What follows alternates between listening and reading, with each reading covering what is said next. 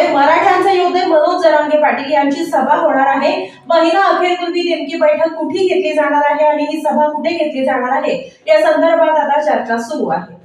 राज्यात सुरू असलेल्या मराठा आरक्षण जनजागृती आणि शांतता रॅलीला मराठवाड्यात प्रचंड प्रतिसाद मिळत असून मराठवाड्यापाठोपाठ पश्चिम महाराष्ट्र दौऱ्याची सुरुवात सोलापुरातून होणार आहे। जुलै अखेरची कोणतीही तारीख निश्चित होऊ शकते असं आयोजकांच्या माध्यमातून सांगण्यात येते।